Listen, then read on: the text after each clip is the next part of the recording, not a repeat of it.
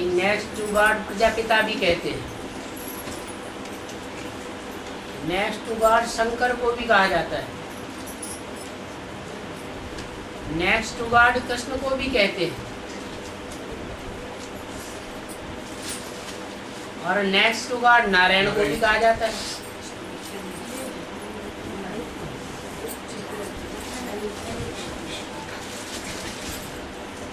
तो ये जो पांचों नामधारी हैं, 4-5 प्रजापिता, शंकर, कृष्ण या नारायण,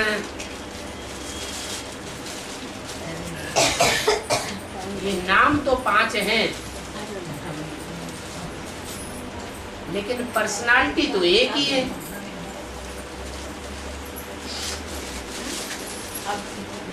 एक ही पर्सनालिटी में 5 प्रकार के काम हुए हैं तो नाम पड़े हैं।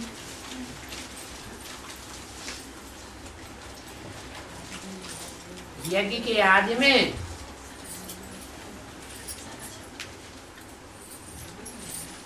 सारी प्रजा का पिता, सृष्टि में ज्ञान का बीज बोता है। पिता का काम क्या है?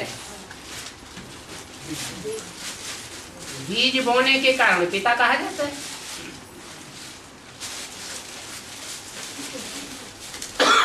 काम के आधार पर नाम पड़ा उस समय प्रजा का पिता, प्रजापिता।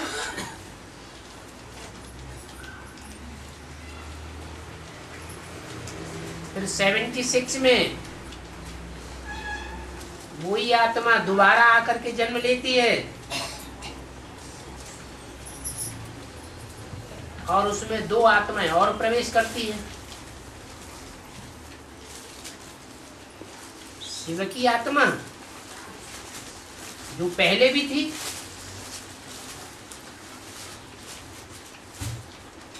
और फिर सन 76 में प्रवेश होकर प्रत्यक्ष होती है बच्चों के सामने नंबर बार,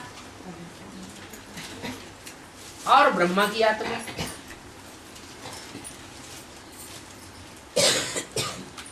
शिव की प्रवेशता की यादगार शिव नेत्र दिखाया जाता है, और ब्रह्मा ज्ञान चंद्रमा की प्रवेशता की यादगार अधूरा चंद्रमा दिखाया जाता है। तो 3 आत्माओं का संकरण हो गया।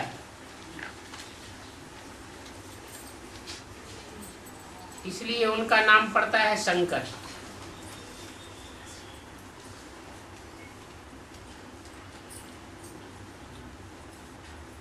फिर भक्ति मार्ग में दिखाया है कि द्वापर में कृष्ण आया,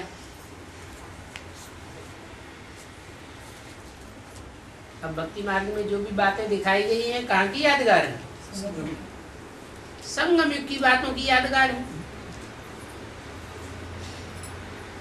कृष्ण कोई द्वापर में नहीं आया,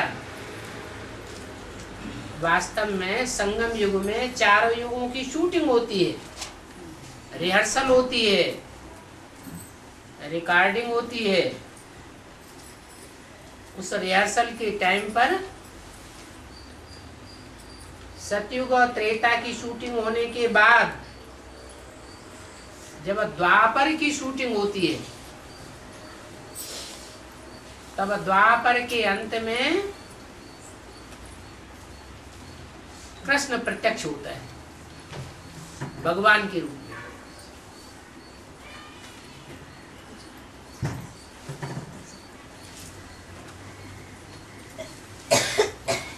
और वो शूटिंग द्वापर युग की पूरी होती है 98 में,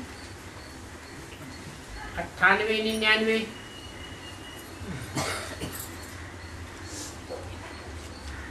एक वर्ष रुंग का मिलाते हैं तो 2000 हो जाता है।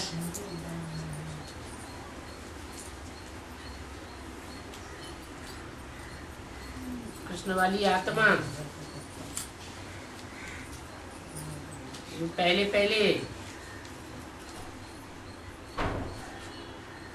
त्रेता युगी शूटिंग के बाद जब ब्रह्मा की 100 साल की आयु पूरी होती है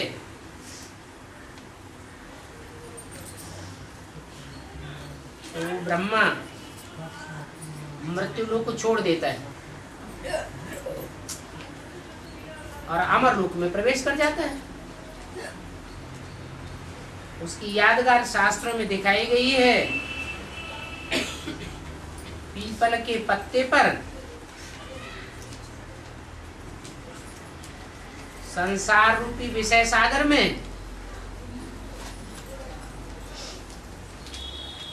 गर्भ महल में कृष्ण की आत्मा आराम से पड़ी हुई, आत्मिक स्मृति रूपी अंगूठा चूसते हुए।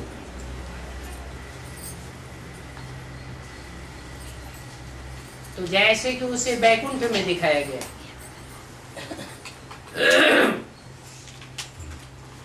परंतु वो तो गर्भ की बात हो गई।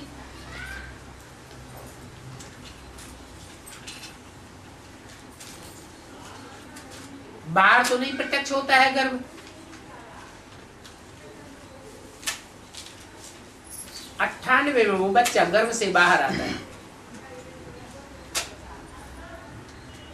प्रत्यक्ष होता है। तो प्रत्यक्ष होने की यादगार जन्म दिखाते हैं।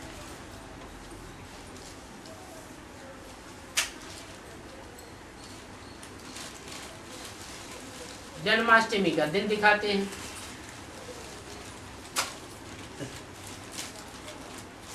कि वो आत्मा गर्भ से प्रत्यक्ष स्वतंत्र हुई।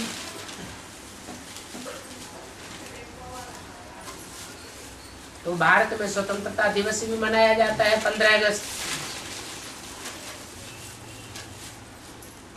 15 अगस्त भी होता है और जन्माष्टमी भी होती है।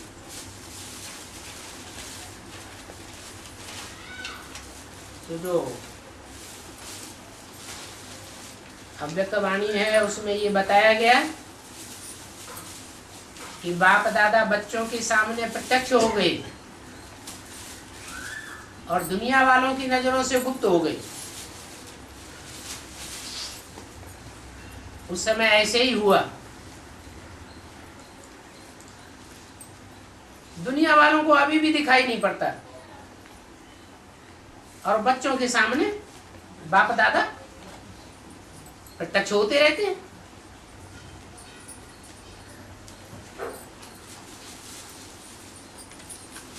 तो ये दो आत्माओं का पार्ट एक ही शरीर के द्वारा चलता है।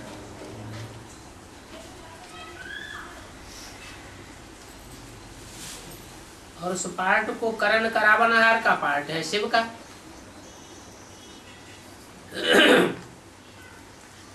तो पहले आत्माओं का बाप प्रजापिता के द्वारा प्रत्यक्ष होता है। जब प्रजापिता की आयु 100 साल पूरी होती है 76 में, तो शंकर कहा जाता है। दुनिया वालों ने शंकर का नाम शिव के साथ मिला दिया।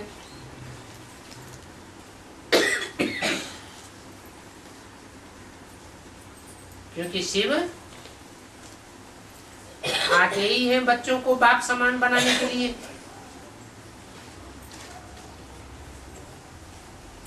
तो निराकारी स्टेज के द्वारा बाप प्रत्यक्ष होता है शंकर के रूप में। इसलिए शिव शंकर भोलेनाथ कहा जाता है। शिव नाम पहले, शंकर नाम बाद में।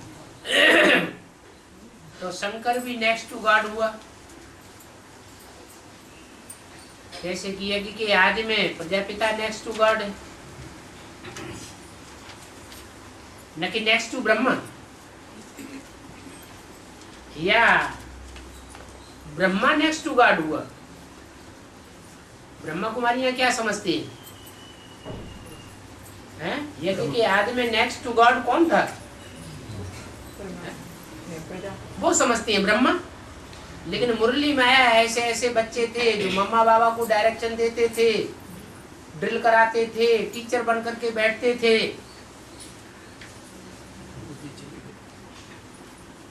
तो ये कौन से बच्चों की बात थी? मम्मा बाबा को पढ़ाने वाले, उनके सामने टीचर बन करके बैठने वाले, मम्मा बाबा के सरपरस्त थे या उनसे नीचे थे? सरपरस्त थे। इसलिए ब्रह्मा को नेक्स्ट टू गॉड नहीं कहेंगे। यज्ञ के आदि में प्रजापिता को नेक्स्ट टू गॉड कहेंगे। 76 में शंकर को नेक्स्ट टू गॉड कहेंगे। और फिर बाप दादा, ये दो शब्द हैं, ये एक शब्द है? दो शब्द हैं। बाप दादा जब कहते हैं तो बाप पहले क्यों, दादा बाद में क्यों? बाप का जन्म पहले प्रत्यक्ष होता है 76 में, और बच्चे का जन्म बाद में प्रत्यक्ष होता है। तो वो 98 में कृष्ण बच्चा प्रत्यक्ष होता है, क्योंकि बाप का विरुद्ध है कि बाप का जन्म बच्चे के साथ ही गाया हुआ है। बच्चे को साथ लिए बाप आगे नहीं बढ़ सकते, तो बाप दादा कहा जाता है। इसलिए दादा अर्थात कृष्ण की आत्मा, उसको भी कहेंगे नेक्स्ट टू गॉड। और फिर वही कृष्ण की आत्मा जब द्विजन्मा ब्राह्मण बनती है, क्योंकि ब्राह्मणों का एक जन्म होता है या दो जन्म, द्विज कहा जाता है। यज्ञोपवीत ब्राह्मण जब धारण करता है तो संपूर्ण ब्राह्मण माना जाता है। तो जन्म तो हुआ कृष्ण बच्चे का, दादा की सोल का जन्म तो हुआ, लेकिन ज्ञान पूरा बुद्धि में नहीं बैठता कि वास्तव में ब्रह्मा की मूर्ति चैतन्य के रूप में पार्ट बजाने वाली कौन आत्मा, विष्णु के वैष्णवी देवी के रूप में पार्ट बजाने वाली चैतन्य मूर्ति कौन, और शंकर के रूप में पार्ट बजाने वाली शिव शंकर भोलेनाथ की मूर्ति कौन। कृष्ण बच्चे का जन्म होता है, लेकिन वो अधूरा जन्म है, ज्ञान नहीं है कि वास्तव में गीता का भगवान निराकार शिव शंकर भोलेनाथ हैं। वो फिर भी गीता का साकार भगवान किसको समझते हैं? कृष्ण को, ब्रह्मा के स्वरूप को। इसलिए भक्ति मार्ग में वो अभी तक भी ये अज्ञान चलता चला आया। तो वो कृष्ण की आत्मा जब संपूर्ण ज्ञानी बनती है 2018 में, तो वो कृष्ण वो भी नारायण कहा जाता है। तब कहते हैं हे कृष्ण नारायण वासुदेव, सबको मिला के एक कर दिया है। अच्युतम केशवम राम नारायणम कृष्ण दामोदरम वासुदेवम हरिम श्रीधरम माधवम गोपिका वल्लभम जानकी नायकम रामचंद्रम भजे। कहाँ रामचंद्र त्रेता का, और कहाँ नारायण सतयुग का। और सबको मिला के एक कैसे कर दिया? क्योंकि एक ही शरीर में ये पात्रधारी आत्माएं प्रत्यक्ष होती है। तो नेक्स्ट टू नारायण भी कहा जाता है, नेक्स्ट टू गॉड कृष्ण भी कहा जाता है, नेक्स्ट टू गॉड प्रजापिता भी कहा जाता है, नेक्स्ट टू गॉड शंकर भी कहा जाता है।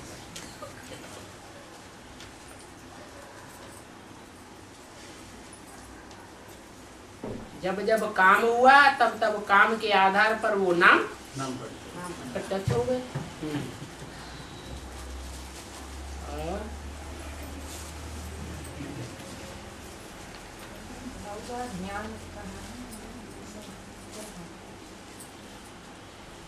रामायण में तो बताया है प्रथम भगति संतन कर संगा, दूसरा रत में प्रथम कथा प्रसंगा, ऐसे ऐसे 9 प्रकार की भक्ति बताई हुई है।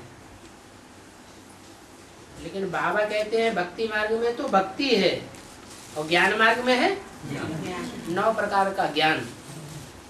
यज्ञ के आदि में क्या करते थे याद करने के लिए? कुछ करते थे कि नहीं करते थे? हैं? ओम ओम ओम की ध्वनि लगाते थे, समझते थे यही याद है। बाद में लाल लाइट के गोले को याद करना शुरू किया तो दूसरे प्रकार की याद हो गई। फिर जब ब्रह्मा के मुख से मुरलियां चलने लगी तो मम्मा ने एक और नई बात निकाली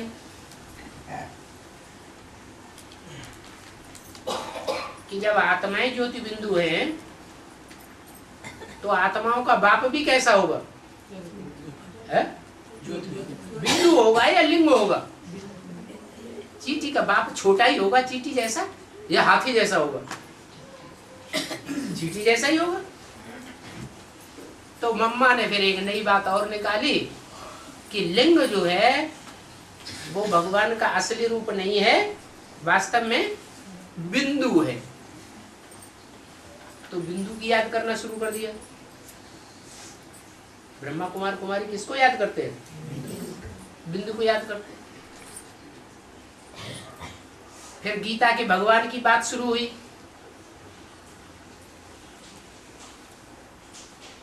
तो ब्रह्मा कुमार कुमारियों ने समझ लिया कि भगवान तो गीता ज्ञान सुनाता है और मुरली को ही उन्होंने गीता ज्ञान समझ लिया। तो मुरली किसके मुख से सुनाई गई? दादा लेखराज के मुख से। तो दादा लेखराज को उन्होंने गीता का भगवान साकार में मान लिया। उस साकार में ब्रह्मा के उस चेहरे में भ्रकुटी के मध्य में ज्योति बिंदु को याद करना शुरू कर दिए। कितने प्रकार की याद हो गई? 4 प्रकार की याद हो गई।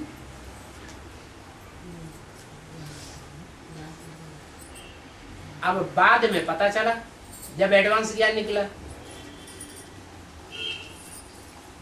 कि भक्ति मार्ग में जो मनुष्य कहते आए हैं गीता का भगवान कृष्ण,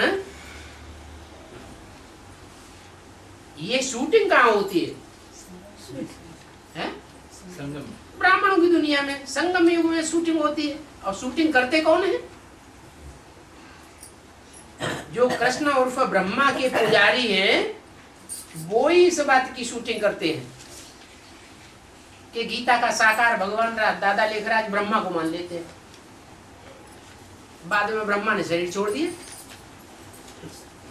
तो ब्रह्मा द्वारा नई दुनिया स्थापन हुई, गीता के द्वारा तो नई दुनिया बनती है। गीता के द्वारा पुरानी दुनिया का विनाश होता है। सो हुआ ही नहीं तो गीता का भगवान तो फेल हो गए। अब बुद्धि में आता है क्या? क्या आता है बुद्धि में कि गीता का भगवान तो वो होना चाहिए जो मुरली के एक एक पॉइंट को समझाए देता है और समझ लेता है। पहले मुरली तो पढ़ते थे, ऐसे ही पढ़ते थे जैसे शास्त्र पढ़ते थे, अर्थ बुद्धि में बैठता ही नहीं था। ऐसे ही मुरली भी पढ़ते रहते हैं, अर्थ कुछ भी बुद्धि में बैठा नहीं। ये भी बुद्धि में नहीं आया कि एक ही भगवान बाप कैसे बाप टीचर सदगुरु तीनों पार्ट बजाता है। पहले बाप या पहले टीचर? पहले बाप बाद में टीचर। तो बाप ने ब्रह्मा के मुख द्वारा गीता ज्ञान तो दिया, लेकिन वो गीता ज्ञान ज्ञानामृत नहीं कहा जा सकता। जिस अमृत को पी करके ब्राह्मण सो देवताएं बन गए, देवत्व प्राप्त किया, अमर बन गए। अमर देवता कब बनते हैं? जब वो ज्ञान अमृत बन जाए। अमृत कहते हैं सार को। जैसे दही है, दूध है, क्या करते हैं जो उसमें से सार निकलता है? मंथन करते हैं। तो शास्त्रों में सागर मंथन का नाम बहुत बाला है।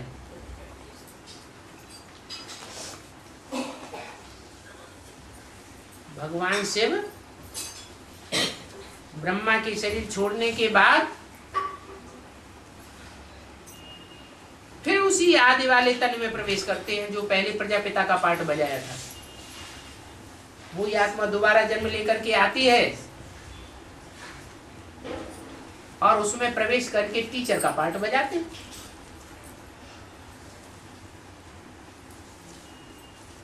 तो साकार है या निराकार? साकार है। उस साकार में प्रवेश करके शिव ज्योति बिंदु ने जो मुरलियां हैं उन मुरलियों को क्लैरिफिकेशन दिया, ज्ञान को क्लियर कर दिया। एक एक बात के हिज्जे हिज्जे करके समझाया और ज्ञान विस्तार में क्लियर हो गया। जिन्होंने भी सुना उनका मंथन चल पड़ा, और जिन्होंने मंथन किया वो आत्माएं ज्ञान में टिक गई, माना निश्चय बुद्धि हो गई। निश्चय बुद्धि होना माना अमर होना, अनिश्चय बुद्धि माना मृत्यु को पाना। तो ये टीचर का पार्ट हुआ। साकार टीचर के तन में उस निराकार शिव को याद करते हैं। जो स्टूडेंट होते हैं वो टीचर को याद करते हैं कि नहीं? याद करते हैं। तो ये भी एक प्रकार की याद होती है।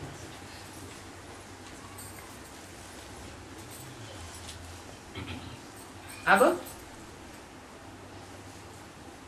बाद में है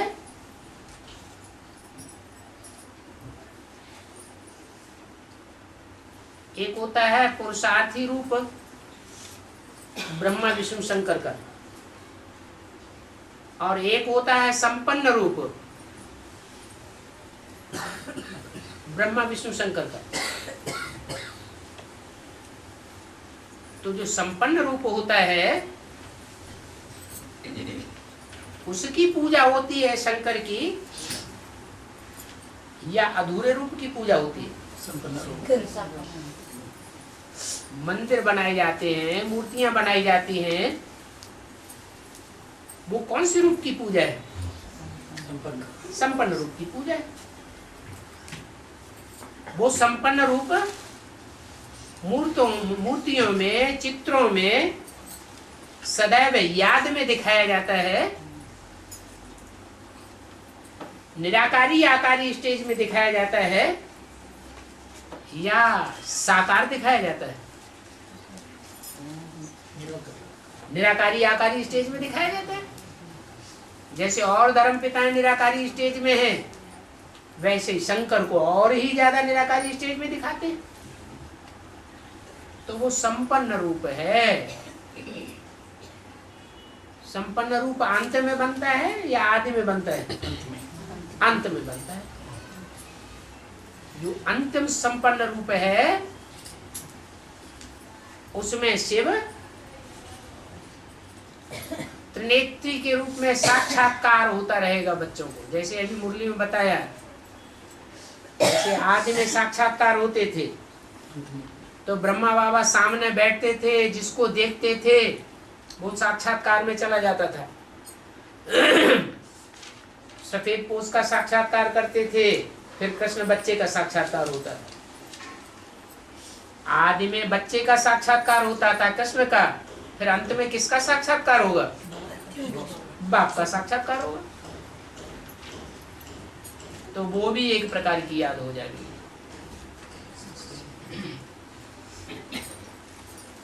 अभी तो सन्मुख आते हैं तो याद उतनी टिकती नहीं है, सन्मुख होने पर भी बच्चों की याद नहीं टिकती। फिर क्या होगा? वो पारसनाथ का भी पार्ट बजेगा कि जिसके जिसके संपर्क संसर्ग में दृष्टि वृत्ति के नजदीक आवेंगे परिवर्तन हो जाएगा। जो पारस पत्थर का गायन है, स्पर्श मात्र से, नजदीक आने मात्र से याद ठहर जाएगी।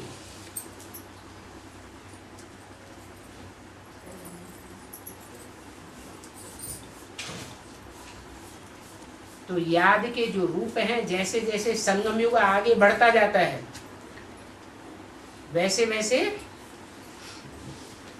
याद की विधियां भी बदलती जाती है।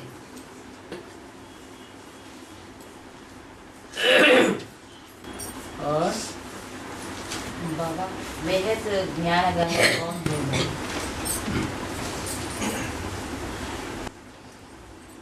बेहद है या चैतन्य भी?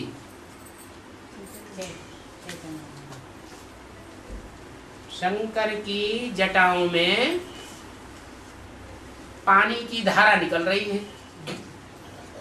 उसको कहते हैं गंगा जी की धारा बहती है उनकी जटाओं से। लेकिन ध्यान से देखा जाता है तो पता पड़ता है कि जटाओं से धारा नहीं निकल रही है। काहे से निकल रही है? कोई कन्या का मुख है, उसके मुख में से वो ज्ञान की धारा बह रही है। माना कोई कन्याएं माताएं ही निमित्त बनती हैं, माताएं नहीं बल्कि कन्या खास।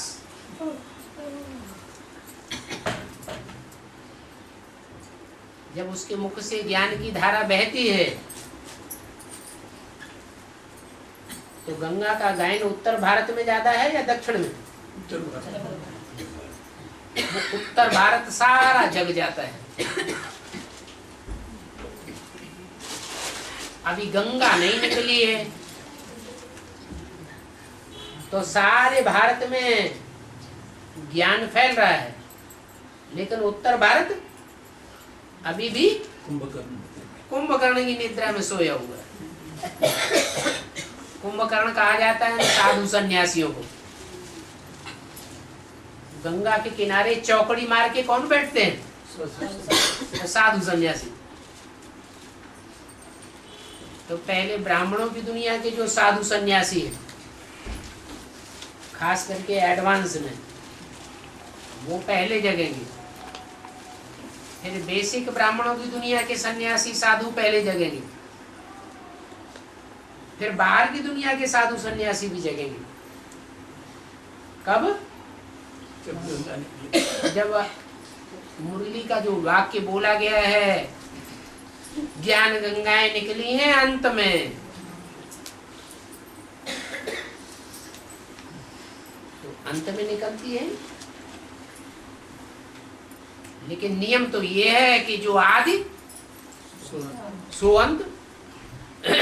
तो ज्ञान गंगा अंत में ही निकलती है या आदि में भी होती है?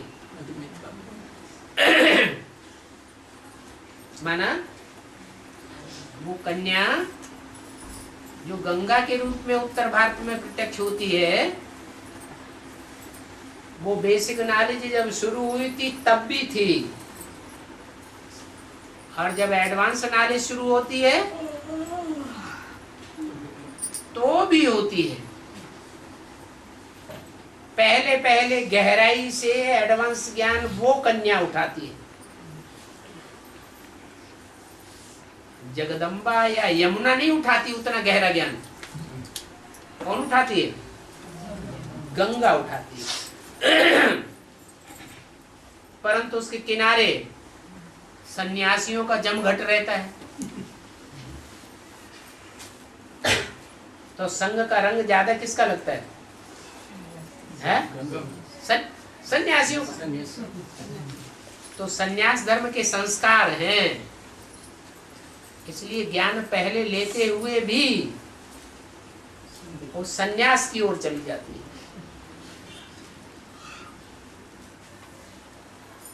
फिर अंत में ये साधु सन्यासी निकलते हैं। इसलिए मुरली में बोला है, जब ये सन्यासी साधु संत महात्माएं निकलेंगे तो तुम बच्चों की विजय हो जाएगी। अव्यक्तवाणी में भी पूछा है, गंगा कानपुर से निकली या इलाहाबाद से निकली? क्या? इलाहाबाद में तो प्रसिद्ध है कि गंगा यमुना सरस्वती का मेला लगता है, कुंभ का मेला कहा जाता है। कानपुर का नाम क्यों ले दिया? कानपुर का नाम तो लेना नहीं चाहिए था। लेकिन जो बेसिक नॉलेज में भी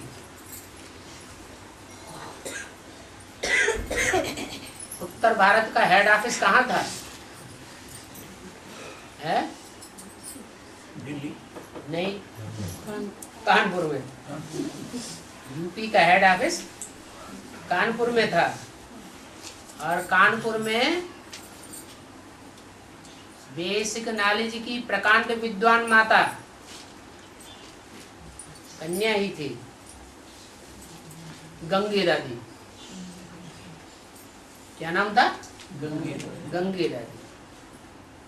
जैसे बाबा बोलते हैं जगदीश कुमार का नाम तो लेते हैं ना, गुलजार, तो वो नाम हद में भी लागू होते हैं और वो नाम बेहद में भी लागू होते हैं। तो हद में भी यूपी का हेड ऑफिस कानपुर और कानपुर की इंचार्ज गंगे दादी बेसिक में थी। ऐसे ही एडवांस की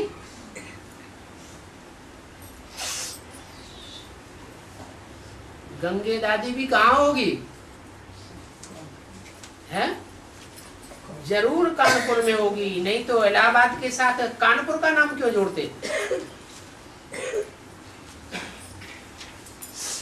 और पहले पहले उसी ने एडवांस नॉलेज सबसे ज्यादा ग्रहण की होगी, अंत में फिर निकलेगी।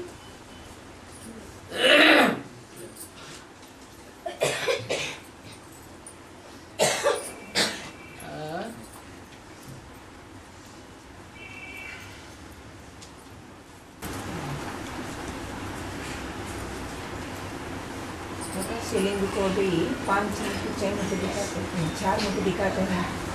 इसका टाइम है तो शिव ने मुख लिए होंगे, 4-5 यज्ञ के आदि में 2 मुख। यज्ञ के आदि में 2 मुख थे और यज्ञ के अंत में भी 2 मुख। जगदम्बा जगत पिता और बीच में ब्रह्मा का मुख। कितने हो गए? 5। मुख कहाँ है भाई? मुख तो बदल जाते। ऐसे ही विष्णु के चित्र में 4 भुजाएं दिखाई जाती है। भुजा माने 4 आत्मा मददगार, और उन 4 भुजा रूपी आत्माओं को चलाने वाला भी कोई होगा या नहीं होगा? वो 5वीं आत्मा, 5वां मुख। इन 5 मुखों में शिव प्रवेश करके करण करावन हार का पार्ट बजाता है या नहीं बजाता है?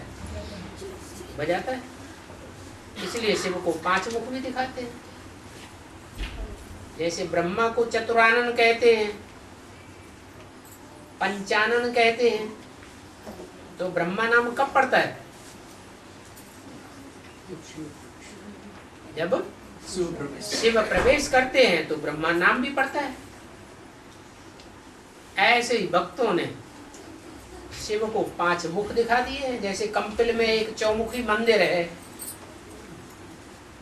शिवलिंग रखा हुआ है मंदिर में, और उसमें 4 मुंह बने हुए है। एक मुख सामने है दरवाजे के, वो मुख्य पार्टदारी है। एक मुख पीछे की ओर है, देखने में ही नहीं आता। माना उस मुख से बोला नहीं है। क्या? विष्णु के रूप में जो पार्टधारी आत्मा है, न्यूट्रल पार्ट बजाती है, उसमें शिव प्रवेश करके कोई पार्ट बजाते हैं या नहीं बजाते हैं? नहीं बजाते। क्या पार्ट बजाते? प्रैक्टिकल। मुख से तो कभी बोलते नहीं, मुख से तो कभी बोलते नहीं। वैष्णवी देवी में कुछ मुख से प्रवेश होके बोलते हैं? बोलते नहीं। बाकी प्रैक्टिकल पार्ट चलता है प्योरिटी का।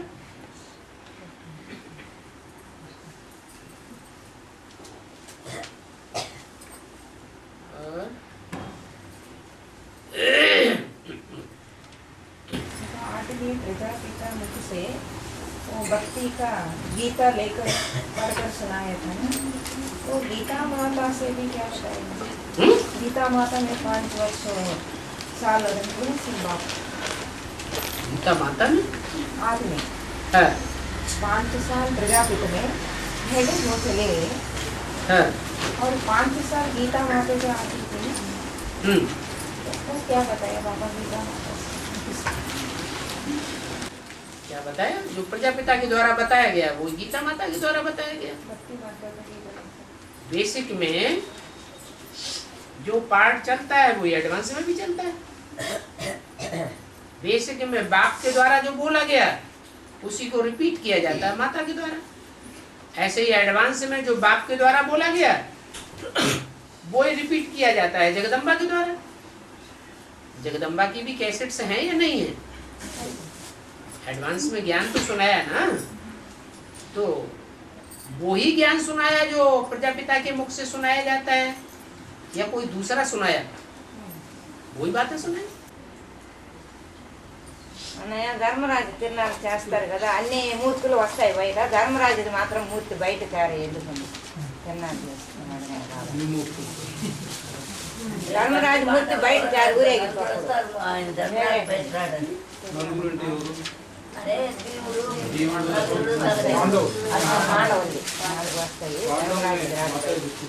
पांडवों में धर्मराज का मूर्ति प्रत्यक्ष होता है, बाकी 4 पांडवों का प्रत्यक्ष नहीं होगा। उसका कारण क्या? प्रत्यक्ष नहीं होगा। हाँ, भक्ति मार्ग में हाँ, 5 पांडव दिखाते मूर्ति के रूप में, मूर्तियों के रूप में 5 पांडव दिखाते दिखाते हैं। हैं। हाँ। लेकिन 4 पांडव बाहर आती है मेला के समय। मेला के समय में मेला चलती है भक्ति मार्ग में बाबा। 4 पांडव आते हैं बाहर। वो धर्मराज युधिष्ठिर कहते हैं ना, वो मूर्ति बाहर लाती नहीं, सबको दिखाने से। 5 पांडव स्वर्ग में जाते हैं या सिर्फ एक मूर्ति ही स्वर्ग में जाती है? स्वर्ग में 5 पांडव जाते हैं। जीते जी कौन जाता है? धर्मराज जाता है। जैसे जगन्नाथ मंदिर में बाहर में गंदे चित्र दिखाए हैं और अंदर में मूर्ति अच्छी बैठी हुई, अच्छी खासी, वहां कोई गंदगी नहीं दिखाई गई। इसका मतलब क्या हुआ कि मंदिर है स्वर्ग की यादगार और बाहर है नरक की दुनिया की यादगार, जहाँ पुरुषार्थी जीवन है। तो ऐसे ही मंदिर के अंदर जहाँ अंदर बैठा हुआ दिखाया गया है धर्मराज, वो है बैकुंठ में, स्वर्ग में गया जीते जी। बाकी चार पांडव वो बाहर दिखाए गए, वो स्वर्ग में जीते जी नहीं गए। मैंने ये 5 प्रकार के पांडव हैं भारतवासी। एक कृष्ण जैसी आत्मा, दादा लेखराज जैसी आत्मा, जितने सदैव गुणों की धारणा की है, अब गुणों की धारणा नहीं की, धर्म को धारण किया है, अधर्म का काम कभी नहीं किया, सहन किया है, दूसरों को सहन नहीं कराया। 5 पांडव में सबसे जास्ती सहनशील कौन था? है युधिष्ठिर, युद्ध में स्थिर रहने वाला। कैसा स्थिर रहने वाला? देहम वा पातयामि कार्यम वा साधयामि। भले देह चली जाए, 18 जनवरी 69 को देह खत्म हो गई, तो भी कार्य करके जाएंगे, छोड़ के नहीं जाएंगे। तो वो आत्मा अभी भी कार्य कर रही है कि नहीं कर रही है? कर रही है। तो युधिष्ठिर कही जाए या नहीं कही जाए? युधिष्ठिर कही जाए।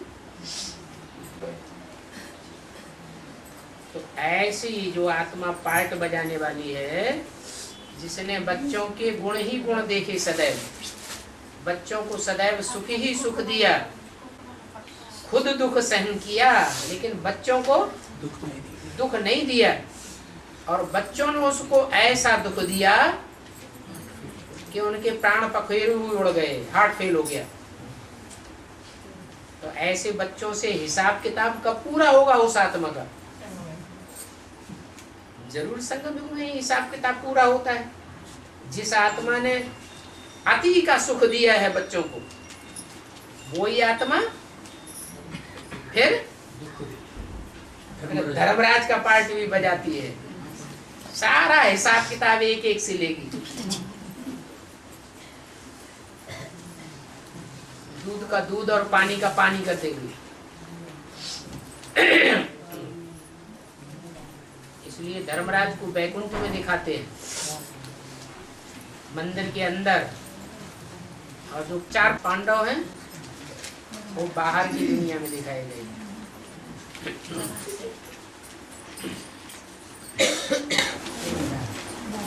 है मूकांबिका तो मंदिर है, माता का नाम लिखा है। क्या? मूकांबिका। मुख अंबिका। उसका याद बच्चे में उसका याद का अंबिका है, मंदिर है। अंबिका किसका नाम है?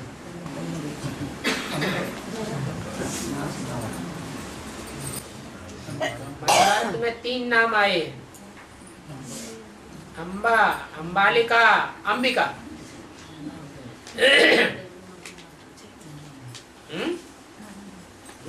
अंबिका किसका नाम है?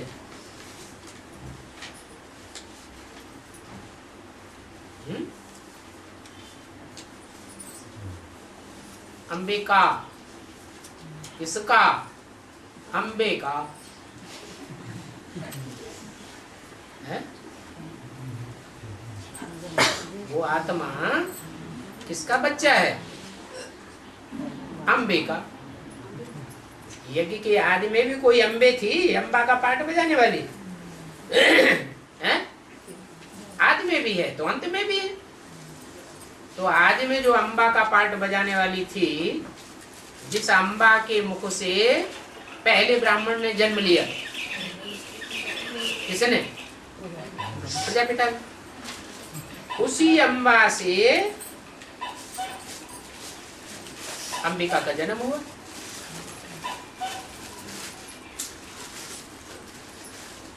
जो रहस्य की बात है,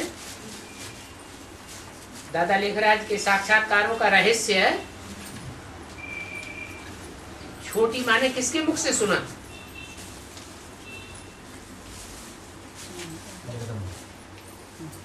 जगदम्बा के मुख से सुना ना। तो किसका बच्चा हुई? अम्बा का बच्चा हुई। किसका? अम्बा का। तो नाम पड़ा अम्बे का, माने पार्वती। अंबिका माने पार्वती।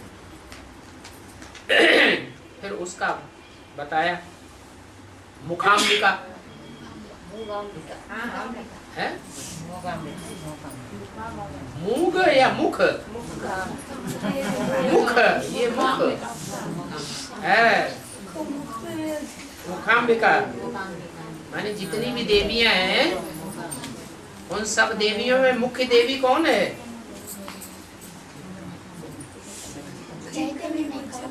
चैतन्य में मुख्य देवी कौन है? 9 देवियां हैं। 9 देवियों में मुख्य देवी कौन है? किसका गायन है? नर से नारायण, नारी से लक्ष्मी बनने का। 9 देवियों में से लक्ष्य किसने धारण किया? लक्ष्य किसने प्राप्त किया? लक्ष्मी। मुखाम्बिका हो गई मुख्यांबिका।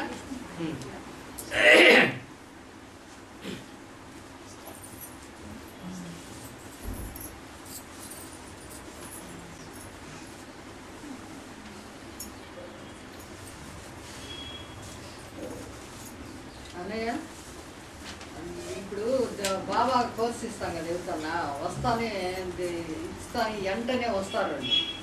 అటువంటి వాళ్ళు 84 జన్మలు తీసుకుంటారని బాబా అన్నాడు. కోర్సు ఇస్తాను వెంటనే వచ్చేస్తారు. క్లాసులకు కానీ దేనికి కానీ అటెండ్ అవుతారు. కంపెనీకి కూడా వీళ్ళు వస్తారు. అటువంటి వాళ్ళు 84 జన్మలు తీసుకుంటారా? बाबा की माता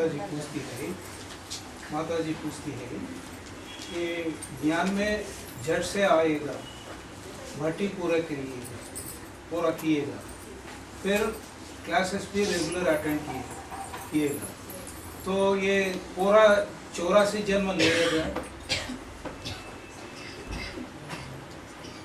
अंत तक रहेगा तभी तो पूरे 84 जन्म लेगा। और बीच में टूट गया तो टूटने वाला कन्वर्ट हो गया ना, दूसरे धर्म में चला गया ना। एक बाप को छोड़ करके दूसरे को बाप बना लिया ना, तो कहाँ 84 जन्म लेगा?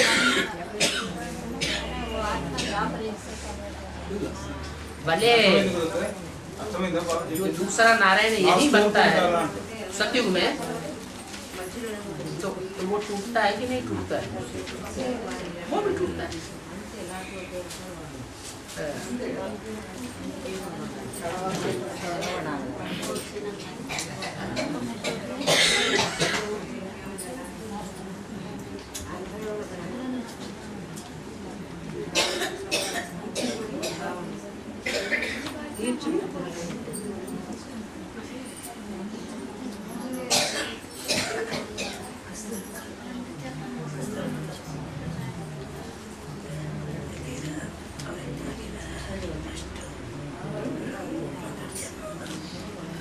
आपस में न बोलो, तो बोलना है सो तेलुगु लो चप्पू।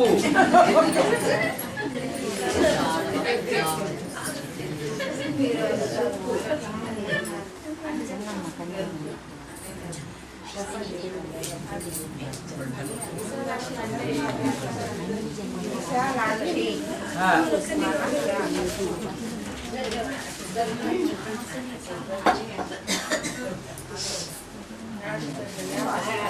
अक्षी माने आँख, अक्षी माने आँख, और विशाल माने बड़ी। एक होती है स्थूल आँख और एक होती है बड़ी आँख, है ज्ञान है।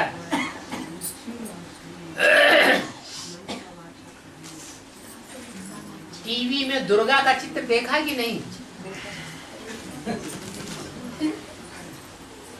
और देवियों का भी चित्र देखा, लेकिन ज्यादा बड़ी बड़ी गोल गोल आंखें किसकी दिखाई जाती है? दुर्गा की। इसलिए वो हो गई विशालाक्षी, माने बड़ी आंखों वाली। ये आंखें नहीं, जो ज्ञान का तीसरा नेत्र है वो जगदम्बा सरस्वती का जितना बड़ा है नेत्र, ज्ञान का नेत्र, उतना बड़ा नेत्र और किसी देवी का नहीं है। इसलिए उसका नाम है विशालाक्षी।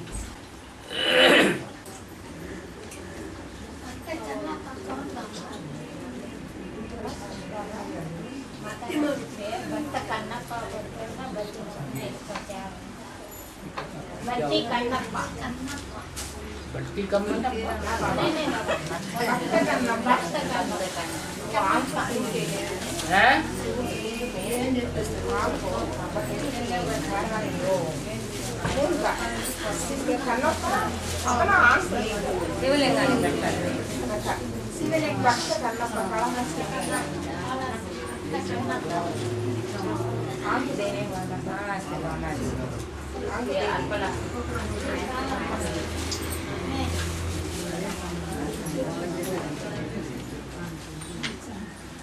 सूरदास के लिए कहते हैं कि उन्होंने अपनी आंखें निकाल ली। आंखें कलयुग में बहुत धोखा देती है, इसलिए उन्होंने अपनी आंखें ही निकाल ली।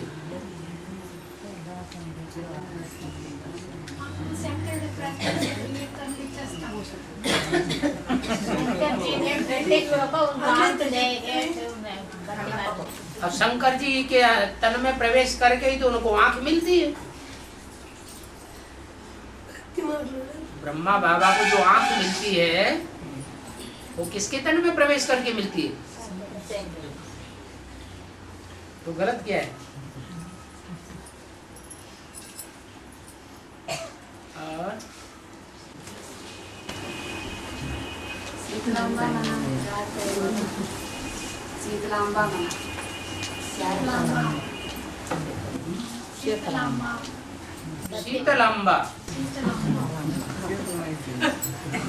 शीतल माने ठंडी और अम्बा माने अम्बा, माता। कैसी माता? शीतल माता। भक्ति मार्ग में शीतला माता भी कहते हैं और उसका दूसरा नाम सीता माता भी कहते हैं। सीता माने ठंडे।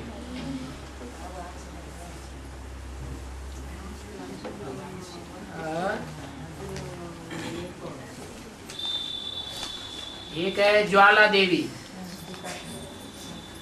और एक है शीतला माता। तो फर्क हो गया ना। और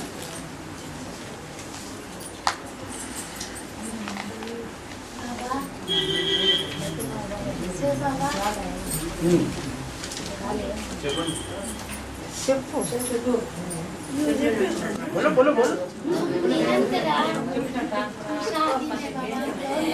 है?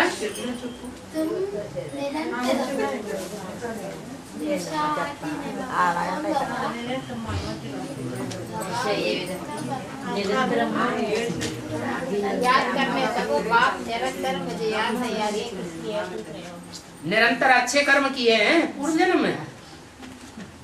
है?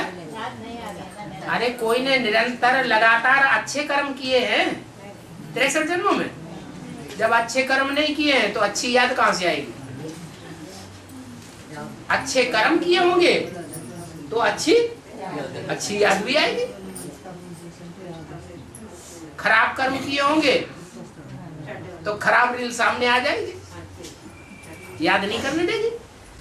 हमको आरती बाबा, तुम माता जी बाबा जय माता ने पुत्र है, याद आ रही है निरंतर, मुझे याद नहीं आ रही है इसलिए पूछ रहे हैं। हाँ तो निरंतर अच्छे कर्म नहीं किए हैं तो निरंतर याद भी नहीं आती है। सबसे अच्छे से अच्छा काम क्या है? बाप को याद करना। तो बाप को याद करने की शूटिंग यहाँ तब ही होगी जो 63 जन्मों की रील घूम रही है। उस रील में हमने लगातार अच्छे ही अच्छे कर्म किए हो तो अच्छी याद आएगी। सबसे ज्यादा अच्छे कर्म किसने किए होंगे?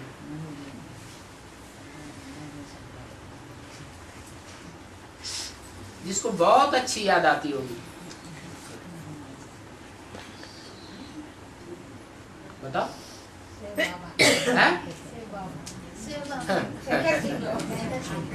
तो सबसे ज्यादा पतित है, उसने सबसे अच्छे कर्म कहाँ से? जो ज्यादा बड़ा राजा बनेगा, जन्म जन्मांतर का राजा बनेगा, जो राजा बनेगा वो राजाएं अच्छे कर्म करते रहे हैं। द्वापर कलयुग में खराब कर्म किए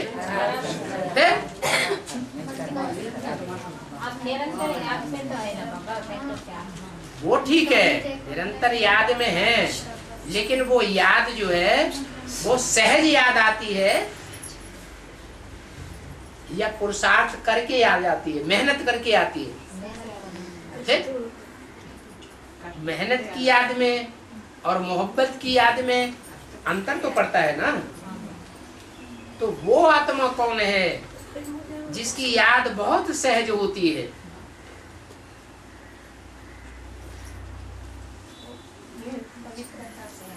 हाँ, जिसने 84 जन्म पवित्रता सबसे जास्ती धारण की होगी,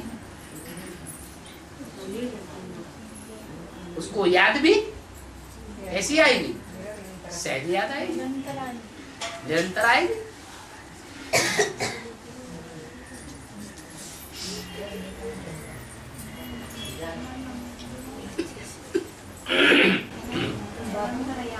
में ज्वालामुखी कौन है भगवान? मुख में से ज्ञान जल नहीं निकलता है, मुख में से ज्ञान आग निकलती है। कहते ना, अरे बाप रे ये तो आग उबल रहा है।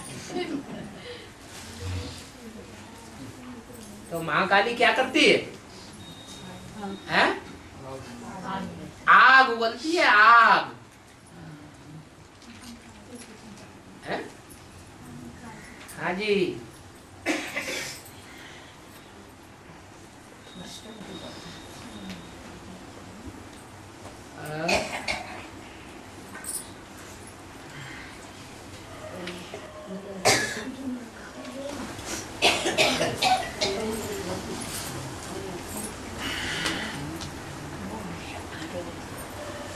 बाबा वीरांजनेय कौन बाबा? वीरांजनेय कौन बाबा? वीरान हनुमान का नाम है वीरांजनेय। अंजनेय तो हनुमान को ही कहते हैं, और वीर टाइटल लगा दिया है। वीरांजनेय कैसा अंजनेय? वीरता पूर्ण काम करने वाला वीरांजनेय।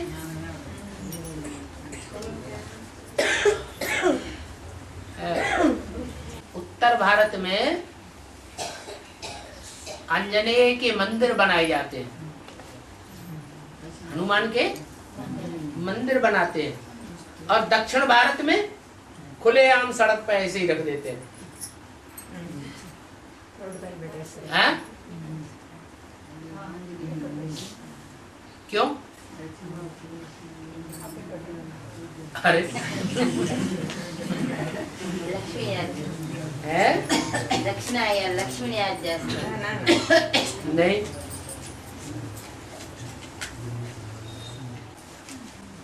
हनुमान ने जो देह अभिमान की पूंछ से पार्ट बजाया है वो दक्षिण भारत वालों को खुलेआम मालूम है। उत्तर भारत वालों को ये बात का पता नहीं है, इसलिए उनको मंदिर में दिखाते हैं। और यहाँ सरेआम मैदान में वो उनकी पूंछ यूं काम करती रही।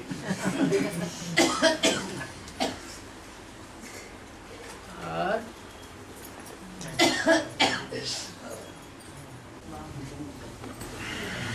बाबा ये कैसेट में बताया कभी परंदा में खाली नहीं होती, वो 60 रुपये नाटक में कभी खाली नहीं होती। क्या?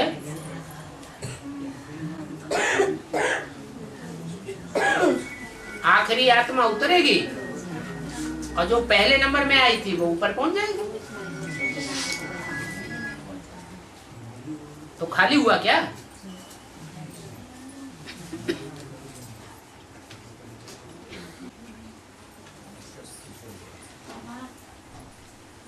నమస్తే బాబా. हम्म? తక్కువ కూడా ఉండే ఆత్మ మంది ఎక్కువ కూడా కొట్టాలి బాబా.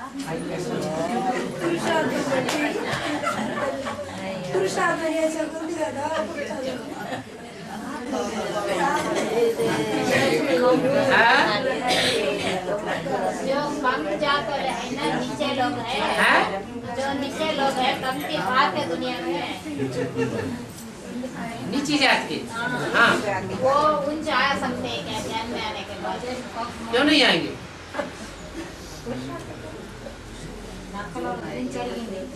अरे नहीं, आजकल तो गवर्नमेंट भी नीची जाति वालों को ऊपर उठा रही है? वो तो हद की नीची जाति वाले हैं? और यहाँ ज्ञान में नीची जाति वाले कौन है? जो इतना ज्ञान ले लेते हैं फिर भी गंदे काम करते ही रहते हैं, गंद में ही पड़े रहते हैं, गंद छोड़ते ही नहीं। तो नीची जाति के हुए या ऊंची जाति के हुए? वैष्णवी और वैष्णवी को फॉलो करने वाले वो ऊंची जाति के हैं या नीची जाति के हैं? वो ऊंची जाति के हैं।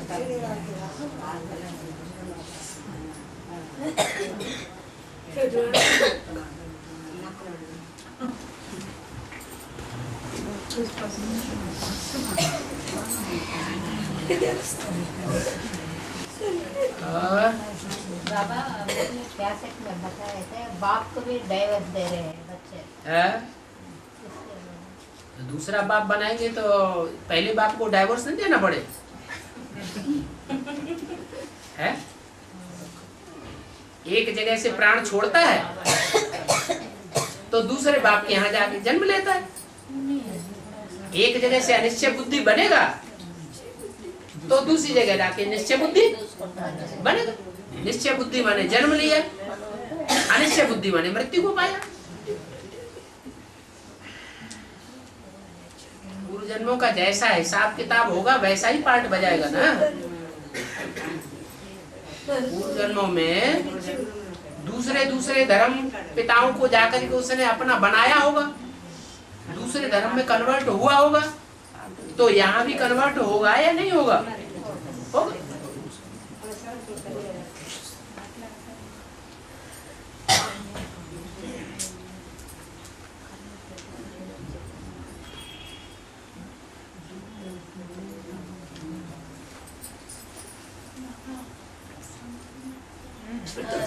धीरज धर्म, धीरज धर्म।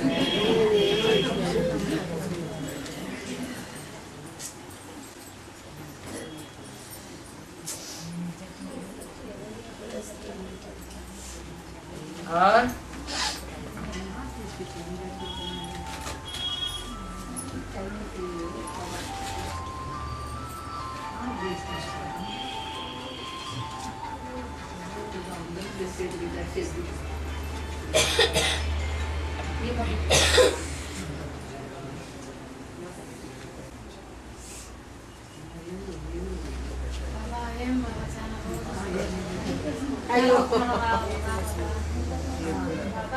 बहुत दिनों के बाद आए, जल्दी जल्दी आइए ना। तो आप लोगों की संगठित याद जितनी तीखी होगी उतना बाबा को जल्दी जाना पड़ेगा।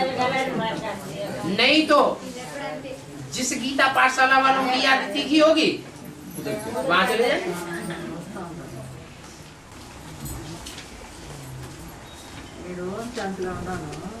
है?